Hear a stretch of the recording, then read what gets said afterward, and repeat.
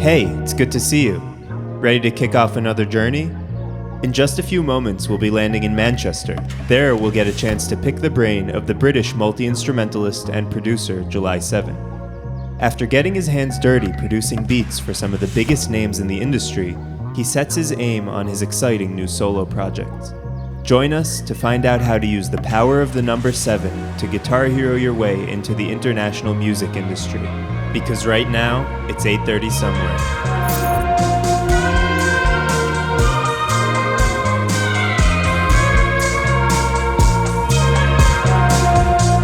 Powered by BASSBASE.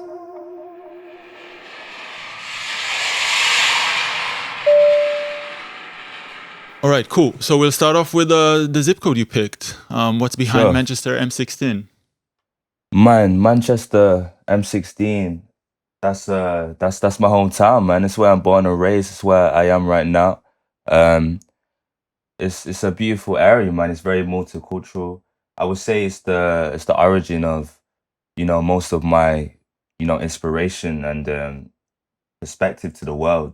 You know what I mean? M16 is literally where I've gathered all my thoughts. It's where I've become who I am. It's where I've expressed who I am. It's where I've seen where to go, and it's where I've seen where not to go. You know what I mean? It's just a whole bunch of experiences all wrapped into one, I guess, Definitely. Can you go into like one of the experiences that shaped you, that you remember that was significant to the music you make nowadays? I would say mainly the people, just a wide array of people, in terms of, all sorts of religions, being able to go to the park and, play football with everybody, and learn a little something about a different kind of person or their family or just a different way of life. And, I'm a single child. I'm my only child. So it would allow me to come home and like just think and reflect upon, other values that Yeah. people have. And, I feel like that perspective has really shaped how I've, tackled my art and just my way about life, you know what I mean? Do you think it broadened your horizons then? For sure, yeah. It definitely did. I feel like it just made me understand how vast this world is, you know what I mean? And Manchester being such a small place, everyone always thinks about London and they just forget about Manchester. No matter how many times I tell them that I'm from Manchester, they're always like, how is London? And I'm like, bro, I'm from Manchester. How many times? So it's definitely up my game. And yeah, it's kind of made you feel like an outsider that has to do some work to fit in and make more sense of things, I guess. That's just from my perspective, Definitely. What's the music scene like over there? Manchester is lit, I cannot lie. Like there's so many types of different people. There's indie bands, there's R&B bands, there's rappers, there's death metal performers, there's all sorts, and I got my first start in, death metal, like when I first started picking up the guitar. So coming from that world, it showed me so much, there's so many different types of vibes, and I try to be eclectic and shape them all together and just give my version of what this is. I still can't put my finger quite on it, so it's very exciting. It's an exciting time. What made you pick up your guitar in the first place? Guitar Hero made me pick up the guitar, man. Yeah. Great answer. Guitar Hero 3? So I think Guitar Hero 2 was out at the time, but I was the type of kid to like read review after review. Like I used to sit there watching game reviews like all night, and the reviews on Guitar Hero 2 said that it was much more difficult than the first one. So I was like, you know what, I'm gonna start easy, So one Christmas I begged my mother to get me Guitar Hero, and she got me Guitar Hero 1, and I literally like bossed that shit so fast, like expert mode, like absolutely going crazy, you know what I mean? Like absolutely like smashed it out the park, and I was like, this is too easy. And I just went straight onto the guitar after that, and everything started from there, to be honest. So it was definitely a meant to be type of thing, for sure. So thank you, Guitar Hero. Big blessings. That's a great story. What was the first guitar you owned? I still have it, man. The first guitar I owned was the cheapest, worst, like eBay guitar bundle ever, and it came with like a little amp, and the guitar was so bad that like it gave me full on blisters on my fingers. Like the strings were like this, like here's the fretboard and like here's the strings. So like I was having to like press all the way down to learn, but back then I thought all guitars were that way, you know. So I literally like I worked so hard, I got through that stage, and I ended up like picking up other guitars, and I was like, shit, this isn't like my guitar, you know what I mean? And from then, like I just started going around to friends' houses, guitar shops, just like sitting in there playing guitar all day. Like I'd go to swim with my friend, and then come back and then play guitar, then go and eat, and then come back and play guitar. You know, so like I would do all sorts of stuff like that, and I just worked my way up. You know, I worked my way up. I used to do YouTube videos, YouTube covers, and they're all still online till this day, which I haven't mentioned that to anybody yet. So they're still up there. I used to play like Papa Roach, Metallica, Paramore, all sorts of music, man, like everything. Cool. So I know I'm like going all over the place. I'm trying to give you a kind of picture of the moment of that's the great. times, you know what I mean? So yeah, that's kind of my introduction to guitar, for sure. Was music prominent in your house, like a specific genre? I would say R&B.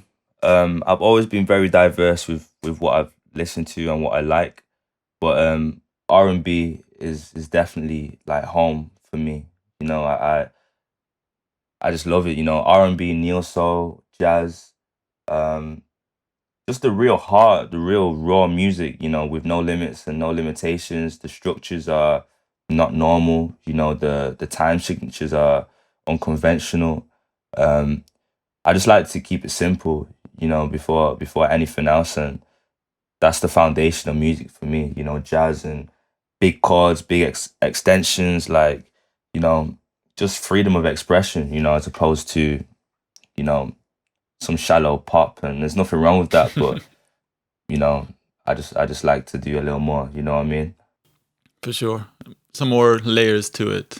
Exactly, yeah. But it has to be simple too, you know. Not everyone has the time to digest all of this stuff, you know. Some people like it simple, and there's nothing wrong with that whatsoever, you know.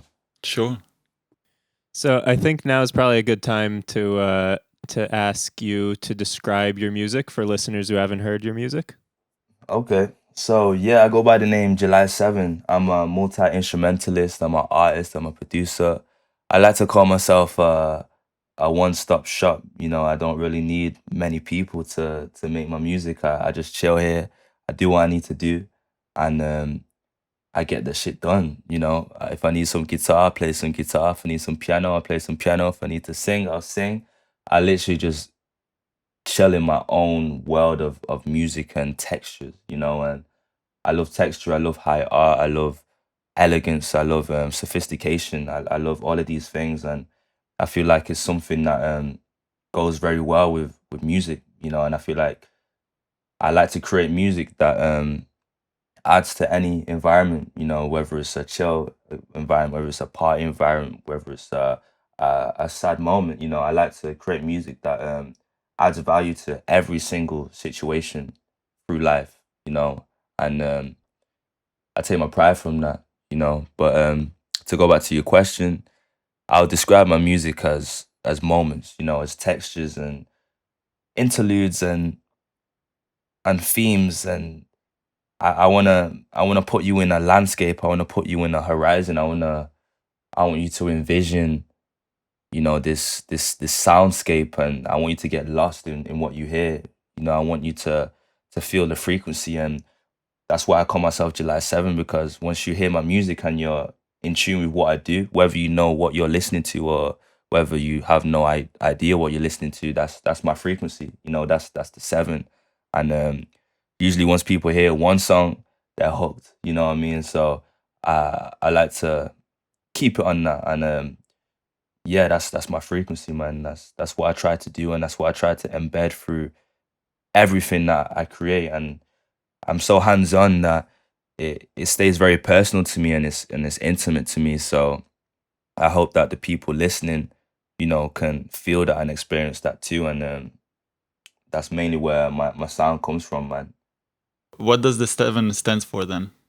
So 7 for me, 7 is everything. I like to think of myself as a well-rounded musician. I take pride in honing many positions. I like to wear all the hats in my music. But 7 is the number of perfections, the number of completion.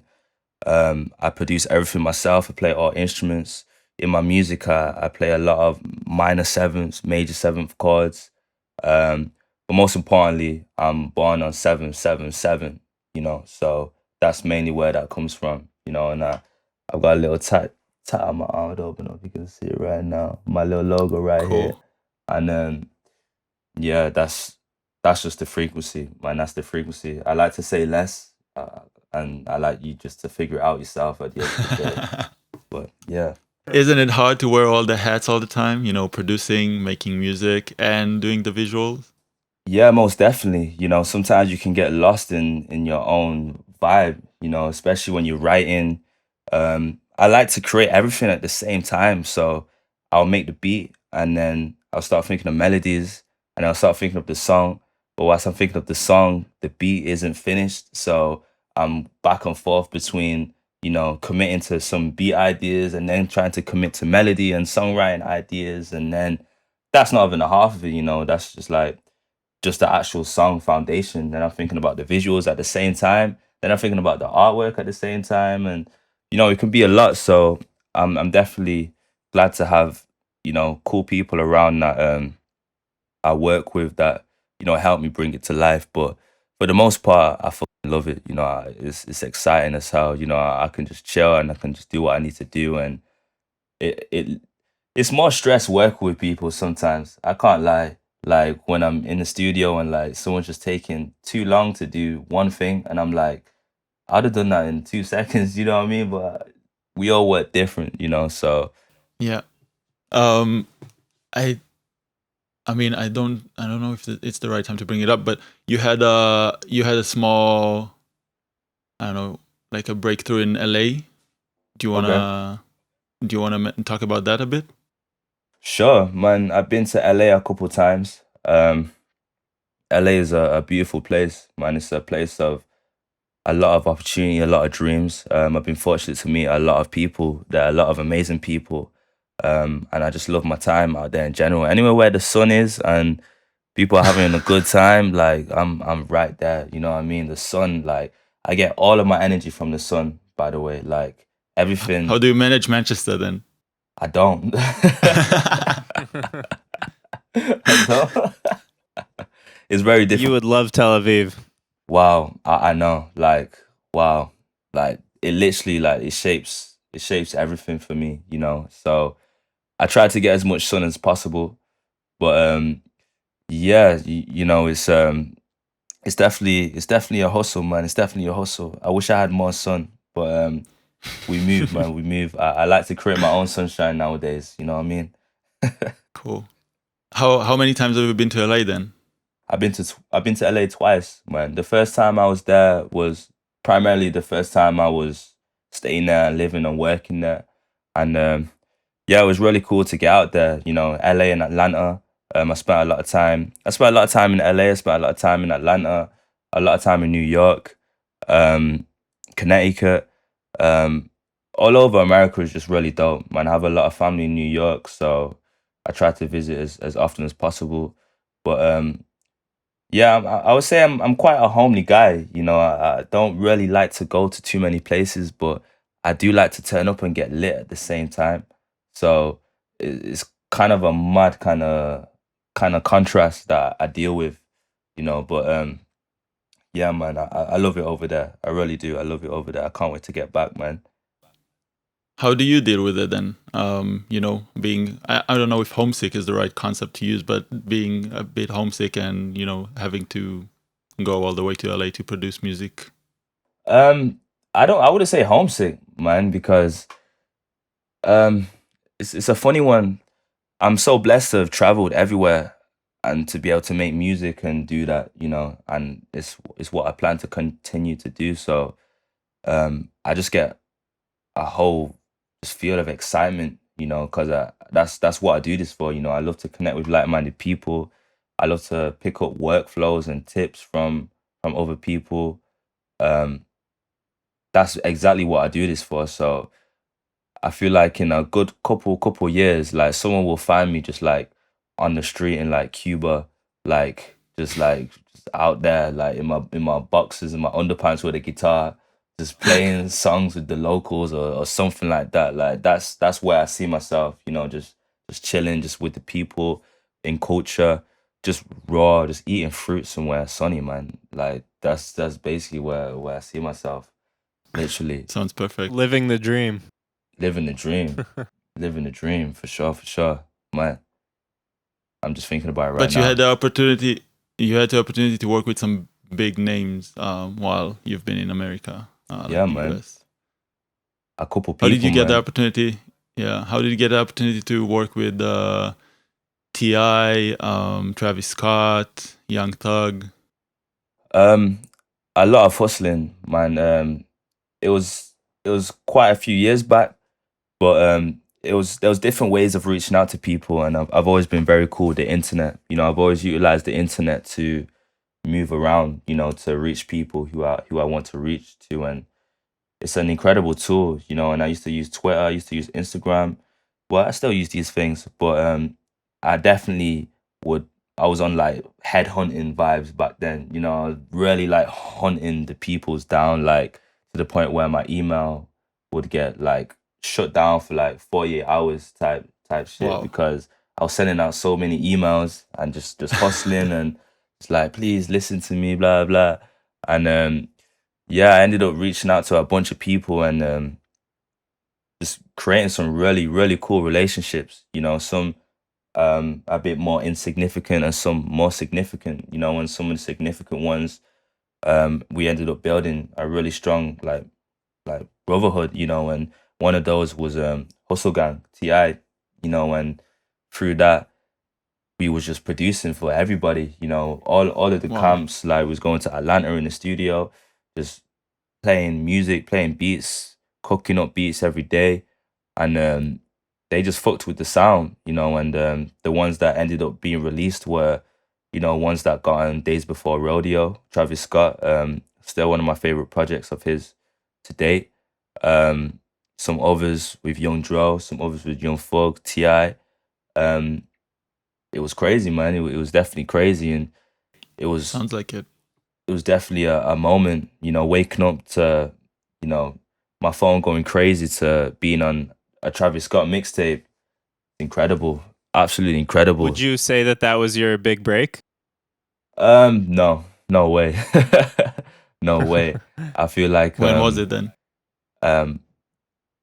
I feel like it's still to come, man. I feel like it's definitely still to come. I feel like we're just getting started. I cannot lie. I feel like we're just getting started. I feel like there's so much more to be done, and I'm excited to absolutely do 10 times more. So Definitely.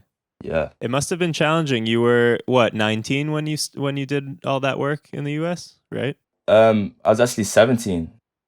Oh wow. Yeah, man. I didn't realize I was that. actually That must have been 17. really hard. How was No, how it was it wasn't. like, It wasn't? Nah, man, it was fun. It was real fun. I can't lie. Like, I feel like it's just a test, like I feel like the universe is like, yo, do you really want to live this life? And I'm like, yeah.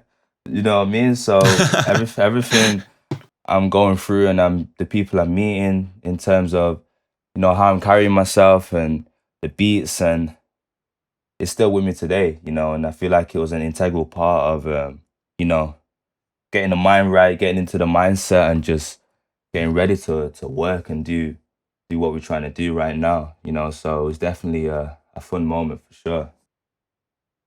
Did you have a chance to experience the music scene in Atlanta as well? Yeah, fire.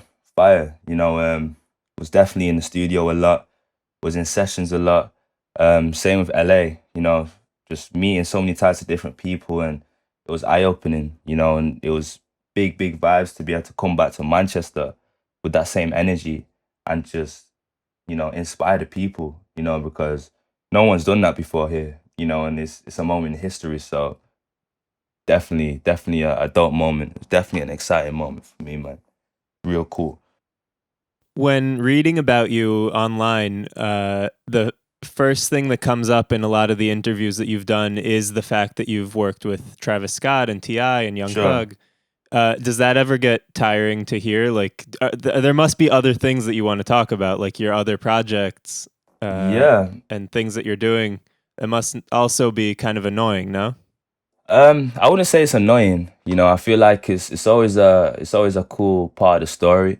Um, I'd rather talk about that than, you know, and how that's, you know, ties into this narrative of what I'm creating now, as opposed to just being a beat maker. You know, because some people and some articles talk about me as just a producer, just a beat maker. You know what I mean? Just Yeah. like a bedroom producer and whatnot. But nah, man, like this is something different, you know. This is serious over here, you know what I'm saying? Like the art form, the textures, the what we're building here, and the elements of nostalgia that I'm trying to bring to this game, I feel like is gonna be here for many more years to tell. You know, it's just timing, you know, it's just timing, and the people have to choose you, you know, and I have no issue with steadily climbing and building and slowly picking off the people one by one, and I can see the people now, you know, and I can reach out and I can have these amazing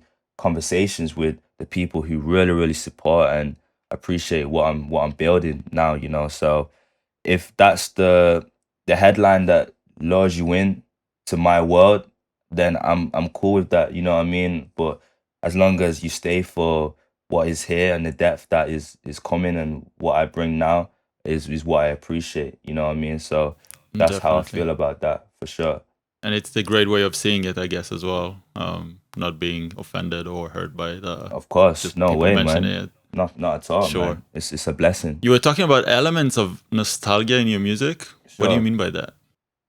I feel like I have great taste. You know, I have a dope music collection. I listen to so much types of music, and I feel like I'm blessed with a talent to be able to hear and tie all of that together, you know, and recreate and kind of not like, I don't know. I feel like I can hear things, and I feel like I have the ability to shape it and package it in a way that people can still feel, you know, remnants of, you know, things from the past, you know, or everything tied with something that's more future forward, more future thinking, more future proof, more more timely, more contemporary, you know, and with a touch of my vibe, you know, and that's what I try to bring, you know what I mean? Maybe you might feel like you've heard it before.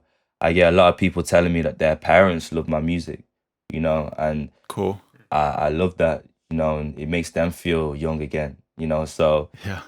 that's what I like to bring, you know what I mean? Like that is deeply rooted, and I like people to understand that I understand this music shit. You know, I really understand the nuances and the genres and how they all interlink and how they all talk to each other. All of these genres talk to each other and have relationships with each other, and I'm here. I'm all here for that, you know, and I want to bring that to the forefront and make it a normal thing that you don't have to know. Like it's not like it's something different here. It's not like this is this and this is this. Nah, like there's there's ways that it can be, you know, more fruitful for all of us, as opposed to this is this. You know, I like to just push the envelope every single time. So I went a bit off track on that, but that's how I mean when I say nostalgia, man, for sure. Sure. And I think that music does have bodily memory to it as well. You know, you've been to a concert and you've been dancing for, I don't know,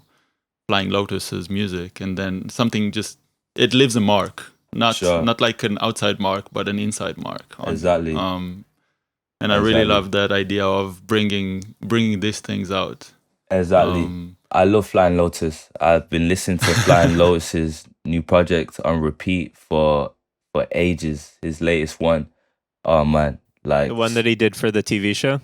Exactly. Yeah, man. There's a song on there called Crust, and man, that song is so beautiful. I'm not sure if you heard it, but that song is I did, yeah. That song is amazing. Damn. Yeah, he's something else. Definitely He's amazing, something man. else. For sure. Tell us a little more about other inspirations and music that you've been listening to lately. Man, a lot of the music I listen to is not really English.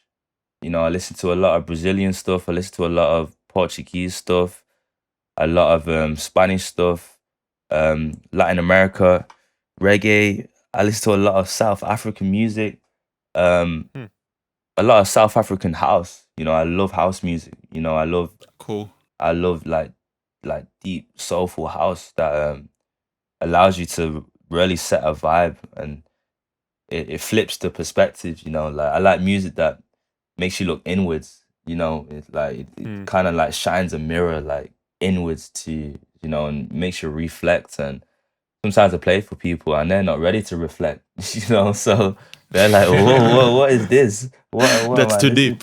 Yeah, like it's too deep. You like, hit a nerve there. Like exactly, like it's literally too deep. So that's how I can kind of tell what kind of person you are. Sometimes if you play like a song and you're like, oh, what is this? Or it's like, I can't listen to this. You know, this is Manchester, so we have all sorts of crazy people, you know. But yeah, I listen to a lot of that stuff. A lot of jazz. Any particular names you can? I mean, we're always looking for more inspiration and listening to new stuff. So, in terms of the deep house side, there's an artist called Dawson. He's real cool, and that's DWSON. Dawson without the A, basically, and he's an amazing like producer that I love. You know, I love his textures. Like when I talk about textures, if you listen to his music, you'll understand. You know, there's another artist I've been listening to called I'm not sure if I'm saying it right, Mareba. She's like an American artist. She has this song called Rider, which is fire. I've been listening to that a lot. But yeah, I listen to all of that stuff, and then I'll just go and just start listening to like you know, Rich the Kid or Lil Durk or Nav, you know what I mean? Or you know, so it completely switches up what I listen to every day. Then I go to like Childish Gambino, Masego, Joe, you know, Smino. You know, I'm all over the place, man. I can't even lie. I'm literally all over the place. Sure. Sounds good. And do you use this music library only as some sort of an influence, or do you sample parts? Some songs like really grab me that I sampled them. You know, some songs really do like reach out to me, and I like them so much that I've sampled them. Like one of my releases, Dentro, I used a slight sample in that one, and that's one of my favorite songs of mine. So I definitely do that. But I do this because I just love listening to music. Like I have to find new songs every single day. I can't, if I'm listening to like the same songs like daily, it puts me in like the same vibe I was yesterday, when I like to be on a different frequency every single day, you know. So discovering new vibes and hearing new music and new inspiration helps keep things a lot more fresh for me, you know, instead of like, you know, I might have a cool song that I really like, but I might have been going through some shit at the time when I was listening to it. So I might have been way past that vibe, and I might have made so much music since then, but I might listen to it and then I start slipping back into that vibe, man. I'm like, nah, I'm like level 2000 now, you know. I was like 1000 the other day, you know what I mean? So I just like to keep it fresh and just keep it moving, basically, you know. So yeah, man. You were talking before about your collection of music. Do you like physically collect music? Or were you talking about like Spotify? Yeah, this is more like Spotify, I would say. Cool. But cool. back in the day, I used to illegally download discographies, man. I used to torrent like whole discographies, and that's kind of how I used to like. I guess it's how I was able to get a gauge on people's just artistry, their growth through Yeah. every single project.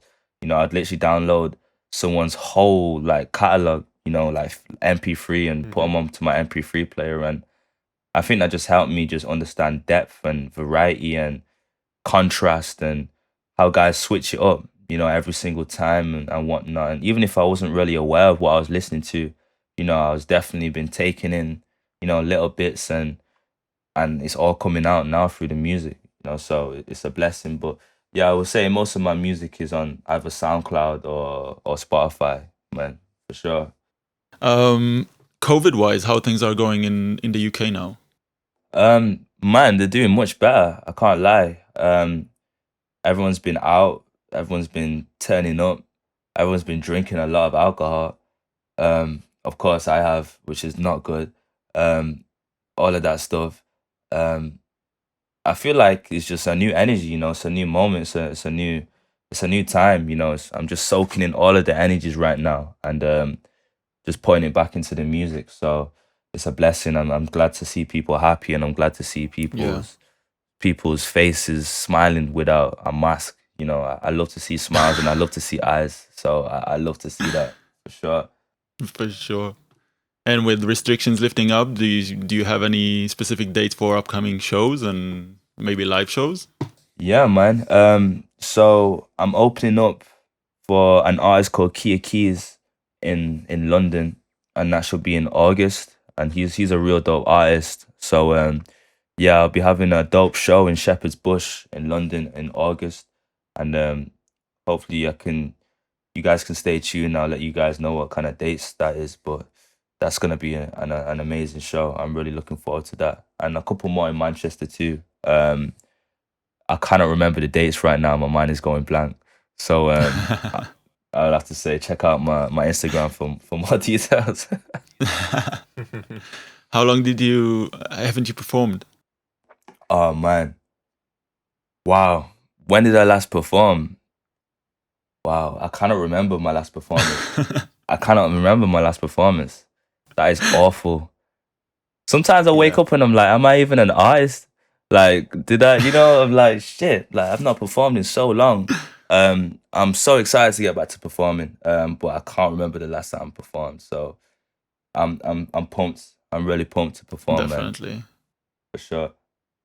You mentioned before doing some of the visuals for your project as well. Where does the love for visual art comes from?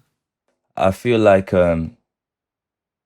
it's important, it's part of the whole package, like if I see an artwork, like an artwork alone will make me listen to a song, whether I like the song or not, and I feel like it's just more levels to express yourself, and I've been very consistent and strong in my, my branding and in my artwork, and I just like that shit to jump off the screen, I can't lie. I just want it to jump right into your face when you see it, I want the colors to live with you. I want the text to make you feel a certain way.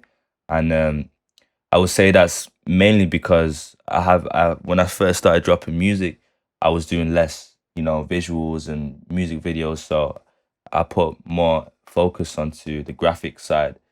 But I just feel like it's part of it.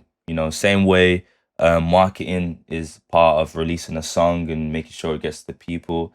I feel like making things look nice and like be standalone art by itself. I just feel as if everything should stand alone, whether it's like artwork, music. I feel like it should have enough presence to do the heavy lifting itself, so that's why I always make an effort to make sure that the art is right, the visual direction is right, and that is something that has not been done before. Most importantly, something that is just from a different universe. So that's where I like to stay. Excuse me. Do you see a difference with people interacting with your music through Spotify or Apple Music since that shift with, putting more emphasis on visual art? Yeah, that's a good question. I would say a lot more people listen to me on Apple Music now, um, because of that. I feel like people who listen to Apple Music are kind of cool. Who use Apple Music, I don't know. Maybe I shouldn't say that. Shout out to Spotify, but I was talking about Apple Music, Spotify, any streaming service. It doesn't really matter. I okay, mean, it was cool, just like a cool. yeah. Yeah, man. I would say there's definitely been an increase in my listens. I've just been mainly I've been working recently on ensuring that the experience is much more immersive and that Yeah. I can really reach out to people more, and relate to people more, and that's what this next period of my artistry is about. Is about a lot more rawness, a lot more vulnerability, a lot more. This is me. I don't need to be anything else other than I'm perfect as I am. And whether you fuck with that or not, like it's cool. That's basically what this next chapter of my artistry is like, and I'm enjoying it. I'm enjoying doing it, and it's gonna be exciting to roll out very soon. Talking about your next chapter, there's an EP on the make. Sure, Do there you is, want to man. share some info? Yeah, man. I've been making a lot of music, so much music, and with no shows and whatnot, I've had so much more time to think about things, to analyze things, to you know look at things in a different light, and I feel like all of these songs that I've been working on will kind of allow me to bridge the connection between the next chapter and how I've been feeling during these times. So there's a lot of different stuff, and this EP is gonna be crazy. I've my first two EPs were special and were fan favorites, so I'm not gonna miss on this one. I've definitely upped the game on this one, so I'm excited to put it out. Is there a release date on this one? Not as of yet, but there might be something special in July. Let's see. There might be something special in July. Let's A see. teaser there. Yeah. Here or there. Let's see what happens. It's still early days. Will your latest single Slow Motion be on there? Or is No, that separate? that's separate. That's So separate. like Cool. this is definitely a lot more, kind of like a mini body of work, I would say. It's kind of like a mini album or something like that. Things that consistently thread together, and I'm gonna suck you in. Like there's no way about it. Like it's gonna. I want you to listen to it from top to bottom. That type of shit. So these other songs are cool. Slow Motion is cool. Waistline is cool. Bando is cool. I had fun making them, but there's so much more shit coming. There's so much more shit coming, and I'm looking forward. I'm looking forward. Where to? On Slow Motion, you took sort of a step towards like a little bit of Afro pop. Sure. So you worked with Mr. Easy from Empower, right? Sure. On sure. that track. I So did. tell us a little bit about that. How was that? How did you come to know him, and how was it working with him? So Mr. Easy is a legend, man. He's an incredible guy. I'm not sure how much you guys know about him, but musically, he's a don. But in terms of just a good human, and the things that he's been able to do for his people and Nigeria and the platforms that he's been able to provide is amazing. So I've always respected him musically, and we've had a lot of mutual friends. He spends a lot of time in London, so through that, I think my friend might have mentioned me to him, and since then he checked out my music and he was just like, we gotta work, we have to work. And he was working on this kind of like platform where he was basically, just helping, African, artists, and he wants to invest and he wants to work with people. So Slow Motion was the song we did together through Empower. I worked with a producer called Dara on that one, and me and him linked up and, went back and forth a couple times, and we got the beat together. He sent me the beat, and I just went crazy, man. I went crazy. Every song that I do, I freestyle, and I just heard the beat and I instantly just freestyled the whole song, like bam, one go, and from then I was like, yeah, this one's special, man. He loved the song. He actually told me to add background vocals, so I was like, okay, boss. So I went down and added some background vocals, and we got the video done. And yeah, man, it's doing what it's doing, man. It's playing all over radio here in the UK. Shout out to One Extra, shout out to Unity Radio. I love the song, man. One for the summer, you know what I mean? I feel like I've gave a lot of my summer vibes away before summer. So it's, you know what I mean? But we can make more. It's not an issue, you know what I mean? We can make more. But yeah, it was definitely incredible work with Mr. Easy. I had a lot of fun, and I'm sure there's going to be so much more to come. And that's just the start, you know? It's really just the start. Is it a part of a bigger release, like an EP or an album? No, this was just the one single. But we are in talks. There could be some more. Who knows? You know, it's very exciting. There was meant to be a lot more, you know, but unfortunately, Corona took a lot of the wind out of the situation. You know, there was meant to be a lot more, and the song was meant to come out a lot earlier than it did. You know, so other than that, I'm happy with how it came out. You know, and there's not so much. What else can I do? You know, I can't control everything. You know what I'm saying? So sure. It's out and people are loving it. The numbers are going up, and that's all that matters at the end of the day. You know, it's out there and people are enjoying the song, and it's making people feel good. That's all I care about at the end of the day. Definitely. One last question for me, I guess. Man City or United? I'm a Red. Manchester United, man. I'm a Red. I'm actually born and raised. I live in Old Trafford. So that's where the stadium is. I can walk to the stadium. I'll literally work out in front of the studio. Studio. Well, see, this is how much time I spent in the studio. I'm literally like, I'm talking about studio. The stadium. Like, I go cycling a lot. I'm literally riding past I can't even stop saying the word. I'm cycling past the stadium all the time. It's fun, man. It's fun. But yeah, I'm definitely a Red. How about you, man? Me, I'm an Arsenal fan, but you're an Arsenal fan. That's okay. Yeah, that's a different conversation. But definitely. Shout out to Arsenal. Big love to Arsenal. A lot of my friends are Arsenal fans too. So shout out. I can respect that. So July 7th, thank you so much for doing it.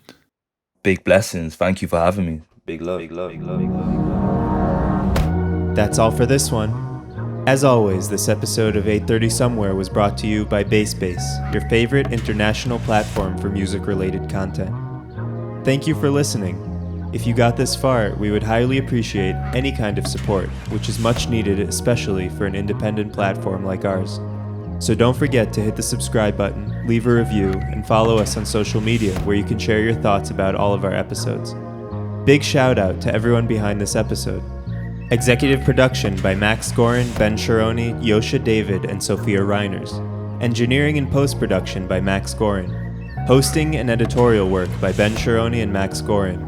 Booking by Sophia Reiners. Music and sound effects by Max Goren and Hannes Schurig. Artwork by Joscha David. Coordination by David Garaniste. Hope you've enjoyed your flight.